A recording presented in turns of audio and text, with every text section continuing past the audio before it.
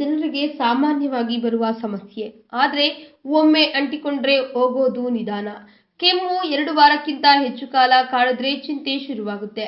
ನಿಮಗೂ 2 ವಾರಕ್ಕಿಂತ ಹೆಚ್ಚು ಕಾಲ ಕೆಮ್ಮು ಕಾಡಿದ್ರೆ ತಕ್ಷಣ ವೈದ್ಯರ ಬಳಿ ಹೋಗಿ. ಕೆಮ್ಮು ಶುರುವಾಗ್ತಿದ್ದಂತೆ ಮಾರುಕಟ್ಟೆಯಲ್ಲಿ ಸಿಗುವ ಔಷಧಿ ತಂದು ಕುಡಿಯುವವರ ಸಂಖ್ಯೆ ಹೆಚ್ಚು. ಆದರೆ ಈ ಸಿರಪ್ಗಳಿಗಿಂತ ಮನೆಮದ್ದು ದಿ ಬೆಸ್ಟ್. ಹಸುವಿನ ಹಾಲಿನಿಂದ ಮಾಡಿದ ತುಪ್ಪ ಹಾಗೂ ಕರಿಮೆಣಸನ್ನ ಹಾಕಿ ಸಣ್ಣ ಜ್ವಾಲೆಯಲ್ಲಿ ಬಿಸಿ ಮಾಡಿ, ನಂತರ ಇದಕ್ಕೆ ಸಕ್ಕರೆ ಹುಡಿಯನ್ನ ಹಾಕಿ ಕರಿಮೆಣಸನ್ನ ತೆಗೆದು ತುಪ್ಪ ಮತ್ತು ಸಕ್ಕರೆಯನ್ನ ತಿನ್ನಿ.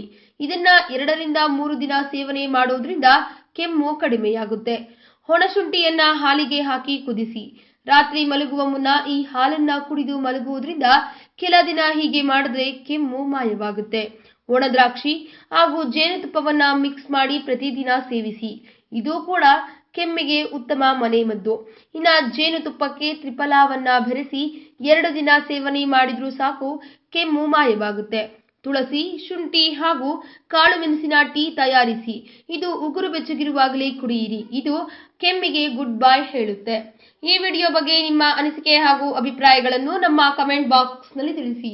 ಈ ವಿಡಿಯೋನ ಲೈಕ್ ಮಾಡಿ, ಶೇರ್ ಮಾಡಿ ಹಾಗೂ ಮತ್ತಷ್ಟು ಆಹ್ಲಾದಕರ ಮತ್ತು ಆರೋಗ್ಯಕರ ಸುದ್ದಿಗಳಿಗಾಗಿ ನಮ್ಮ ಯೂಟ್ಯೂಬ್ ಚಾನೆಲ್ ಅನ್ನು ತಪ್ಪದೇ ಸಬ್ಸ್ಕ್ರೈಬ್ ಮಾಡಿ. ನಮಸ್ಕಾರ, ನಾನು ನಿಮ್ಮ ವಿಜಯ ರಾಘವೇಂದ್ರ ಮಾತಾಡ್ತಾ ಇದ್ದೀನಿ.